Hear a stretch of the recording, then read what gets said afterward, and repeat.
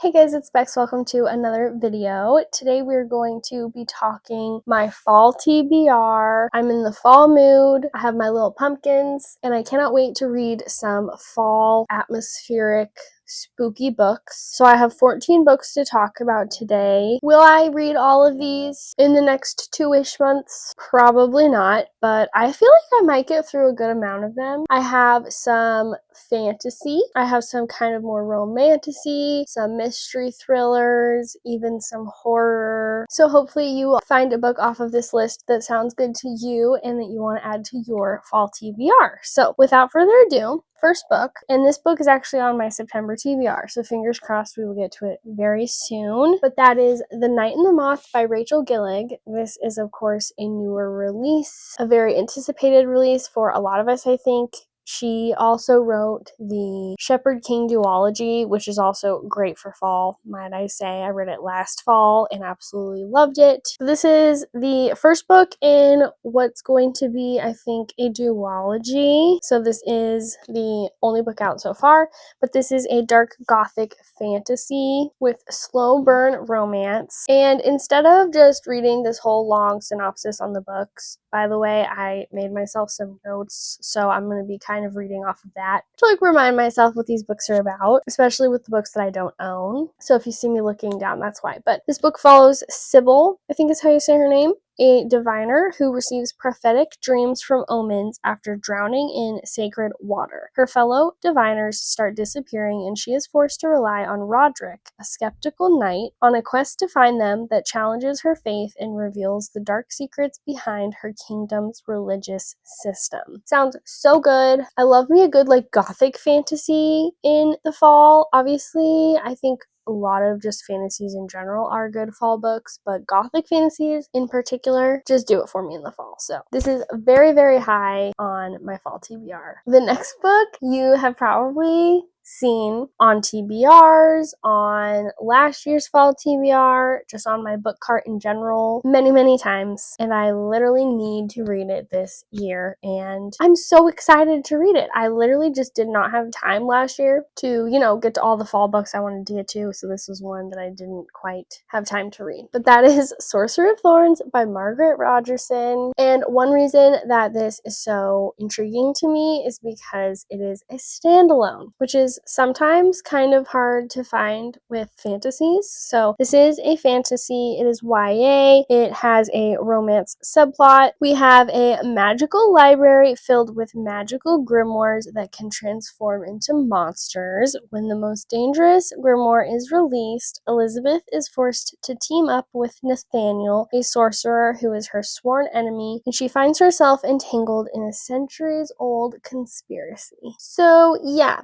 basically magical books that can turn into monsters with a subplot of romance. Especially it sounds like enemies to lovers romance. That just sounds right up my alley. It sounds so good, and I've heard also really good things about this book. So I have very high hopes that I will love it, and I have to read it this year. I just have to. I think I've literally owned it for, I think this is the 3rd year that I've owned it. So yeah, I really need to read it. The next one I also own, and this is the second book in a duology. So I'll just talk about the duology as a whole, or mostly the first book, I guess. But that is Cursed by Marissa Meyer. The first book is called Gilded. This is the Gilded duology. And I feel like this author is pretty well known, especially on BookTube and Book Talk and stuff. She wrote the Renegades trilogy, Heartless, the Lunar Chronicles, but I don't really hear this series talked about very much, and it is such a perfect fall read. The first book I really liked. I rated it 4 stars. Very atmospheric, also kind of a gothic vibe to it. So it is a YA fantasy with a subplot of romance again, and we follow a girl, what is her name again? Cerilda. That's right, it's coming back to me now. And she has a talent of spinning spellbinding and fantastical stories that are entirely untrue, or at least everyone thinks. And she gets swept away to a world where ghouls and phantoms prowl the earth, and while there, she is tasked with the impossible, to spin straw into gold. In her desperation, she unwittingly summons a mysterious boy to her aid, and he agrees to help her for a price. So that's where our little romance comes in, but it was just, as I said, we have ghouls, we have phantoms, we have like creepy ravens watching her, and like kind of a, as the name suggests, cursed castle. And also, I didn't really know anything about the Rumpelstiltskin fairy tale, but this is a retelling of Rumpelstiltskin. I think that has to do with like the spinning straw into gold kind of storyline, but yeah, really liked the first book, so I am really excited to read this one and finish out the duology. I meant to read this one pretty much like right after I read the first one last fall, but again, just didn't quite get to it, so this is a rollover from my last year's Fall TBR as well. Alright, next, this is one of my newer additions to my TBR, and I thought it would be a really fun book to read in the fall. Anatomy, a Love Story by Dana Schwartz. This is, again, a part of a duology. This is the first book though. The second book is called Immortality. So kind of both books are on my TBR, my fall TBR, except I only own this one and I'm kind of on a book buying ban right now. So if I absolutely love this book, I might then go buy the second one, but otherwise I'm probably just going to borrow that one from the library or something. But anyway, this is a YA gothic tale of mystery and romance. We are in Edinburgh in 1817. Our main character Hazel wants to be a surgeon more than anything. Our other main character Jack digs graves up for a living. When Hazel gets kicked out of her lectures for being the wrong gender, she is told that she can only enroll if she passes the medical exam on her own. But in order to do so, she will need more than just books. She will need corpses to dissect. Lucky she has made the acquaintance of someone who digs them up for a living. Little romance with Hazel and Jack. I love a good like historical kind of fantasy like this. What does this remind me of? It kind of reminds me of just kind of the old-timey spooky books and movies like Frankenstein. I don't know. It's probably absolutely nothing like Frankenstein, but we have like dead people, dead bodies. This is also on my September TBR, so fingers crossed that I will get to it in September, but even if we don't get to it in September, we have time. But this one sounds really fun and really cute. Alright, next we have a very popular book, and I am like so late to the game on reading this. If We Were Villains by M.L. Rio. This is also just a standalone, so yay for standalones because I'm in the middle of a lot of series right now. And this sounds so good. It is a dark academia murder mystery. We are following a group of 7 Shakespearean acting students at an elite conservatory whose intense immersion in their roles blurs the line between performance and reality, ultimately leading to a real-life tragedy and death. 10 years later, Oliver, one of the Shakespearean acting students, has just been released from prison for a murder he may or may not have committed, where he is greeted by the man who put him there, and finally confesses the truth about what happened all those years ago. So it sounds like we kind of have a past and present timeline, I think, or maybe it's more so him in the present, like telling the story of the past. I'm not really sure. Is there just one POV? I don't really know much about this book, to be honest, but I have a really good feeling that I'm gonna like it. I think it is kind of hit or miss for people, but it just sounds right up my alley. I don't know like anything about Shakespeare at all, but I'm still excited nonetheless. And the last book that I own physically that I'm going to talk about is also a rollover from last year, but this is the year. I'm telling you, this is the year I'm going to read it. Get it? If you're wondering why I haven't read it yet, that's because it's huge. It's literally huge. Wow. Every time I look how long it is, I just remember how long it actually is. It is 1,153 pages. Yeah, this might be one where I'm going to kind of go like back and forth between the physical and the audio because it is so long. This is what, like 3 longer books in one, but I'm telling you, this is the year. I've heard it's so good. I have already read, I think, 5 Stephen King books, so this won't be my first by him. Some of the ones I have read by him have also been some of his horror novels, so this also won't be my first horror novel. However, I've heard this one is really scary, but I love the movies, the old ones and the new ones, and I also think that I've seen something about there being a new like show coming out soon. So excited to watch that maybe after I read the book. But anyway, if you don't know what this book is about, it is a horror novel about this clown. And we have this group of like, I can't remember, and it doesn't say, 5, 6 kids, teenagers, who live in the town of Derry, Maine. And this town is having these kids go missing. So this group of teenagers decides that they want to try to kind of figure it out, and it's like this, creepy clown that lives in the sewers and that takes the children. And what's interesting too is that it is past and present timeline from when the kids were like, 14 something years old, and then present timeline is when they are like, I don't know, 40s, because the clown has like returned years later. And so they go back to Derry to try to once and for all get rid of it. So if you don't like clowns, probably wouldn't recommend this book, but I'm really excited. Also, this book is so floppy. I love it. Okay, now on to books that I don't own. However, I am going to own this next one pretty soon because it is a new release and I have it pre-ordered and I'm so excited. And that is Alchemy of Secrets by Stephanie Garber. If you don't know, I love Stephanie Garber on this channel. She is one of my favorite authors ever. I'm obsessed with Caraval and the Once Upon a Broken Heart series. So you better believe that I pre-ordered this like the day that she announced it. But it releases October 7th. And it is a paranormal dark academia / fantasy with a subplot of romance. And I believe I've heard that this is the first book in a series. Not sure how many books there's going to be, but also the fact that it's a series makes my heart so happy because it just means that we're going to get more of it. And I have a strong feeling that I'm going to love it. Hopefully my expectations aren't too high. But basically this book follows Holland, and she has always been convinced that magic is real. When she tracks down a local legend named the Watchman, he tells her she will die at midnight tomorrow unless she finds an ancient object called the alchemical heart. With the clock ticking, she is pulled deeper into this magical world in the heart of LA and into the path of a magnetic stranger. Kind of vague, but so excited, and I have already been like reading some of the ARC reviews and people are seeming to really like it, so I'm just so excited. I will literally be reading that like as soon as it comes in the mail. Next we have another kind of dark academia fantasy romance called Arcana Academy by Elise Kova. This follows Clara, who is a fugitive with illegal tarot magic.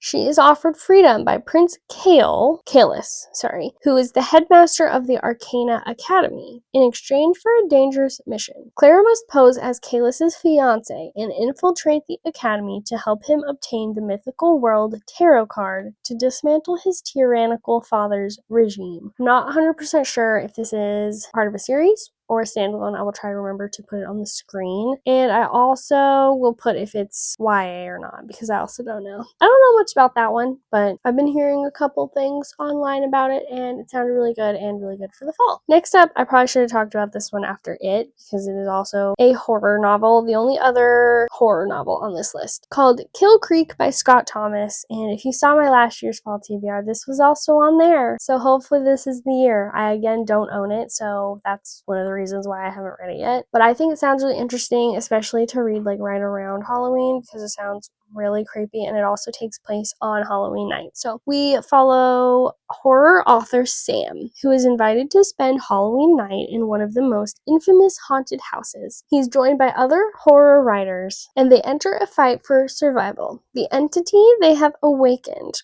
sounds so creepy, will follow, torment, and threaten to make them a part of the bloody legacy of Kill Creek. We'll see. As I said, I have read horror novels, really only by Stephen King. And yes, they are creepy, but this one just sounds like on another level. So we'll see. But it's your typical, sounds like haunted house, kind of spooky horror novel. I'm very intrigued to see what I think about it because it just sounds extra scary. Scarier than anything I've read before, maybe. And the other kind of horror novel I have on here is technically a horror / thriller, so maybe not as scary. trilogy, and that is Hidden Pictures by Jason Rekulak. And this follows Mallory Quinn, a 21-year-old recovering addict who becomes the nanny for a shy 5-year-old boy, Teddy. Mallory begins to suspect that Teddy is in danger and that she is either in the middle of a supernatural conflict or suffering mental instability when Teddy starts drawing sinister pictures. I've heard this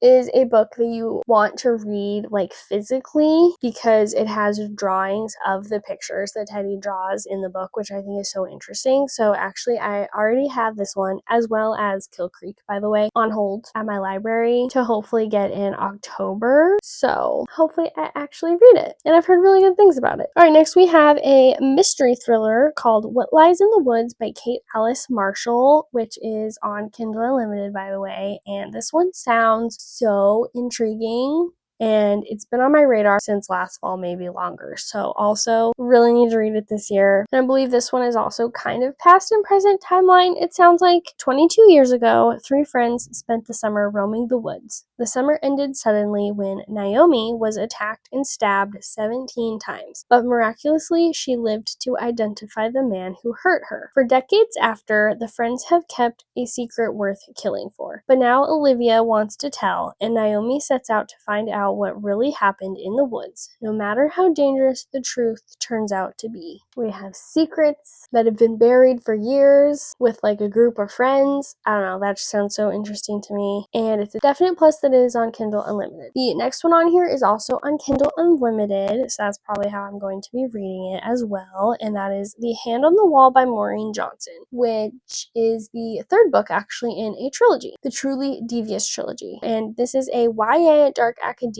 mystery. So again, I'll just explain what the first kind of book is about. We follow Stevie, who is a true crime aficionado, as she begins her first year at Alchemy Academy, which is a famous private school in Vermont for the brightest thinkers, inventors, and artists. Stevie has an ambitious plan to solve the years-old cold case where the school's founder, Mr. Ellingham's wife and daughter were kidnapped. And on top of Stevie trying to solve that cold case, something strange is happening at Ellingham Academy, and someone has turned up dead. So now she has to try to solve both cases. So far, I'm really enjoying the series. The first book I really loved. I think I rated it like 4.5 stars. It was just so fun. The kind of dark academia, Vermont, prestigious school setting was really fun. And the kind of trying to solve 2 cases or murders at the same time was really interesting. It's been a long time coming for me to finish this series because I have just been reading like 1 book of the trilogy each year. So this will be like the 3rd year that I'm reading this trilogy, but this will be the year that I finish it because I definitely do forget some things each year when I go to read the next one, but it's fine. It's just like a YA, not super complicated, complex story. So I remember enough, but I highly recommend if you like a Good Girl's Guide to Murder, or maybe even The Naturals, which I haven't read, by the way, but it just sounds like those are kind of all in the same vein of books. And then I have 2 more. This next one is also kind of a mystery. It's kind of genre bending because it is a mystery thriller and also like lit fic called Wild Dark Shore by Charlotte McConaughey, I think is how you say her name. I have it on hold in my library as well, like the ebook, and I think it's supposed to be ready for me in September, so I should definitely be reading it. But we are following the Salt family, the last caretakers of a remote island seed bank in a climate-ravaged future. I think it's like off the coast kind of Antarctica, so very remote. When a mysterious woman washes ashore during a fierce storm, she disrupts the family's isolation, bringing with her secrets that threaten their fragile existence and the vital mission of protecting the seeds from global destruction. It sounds very unique,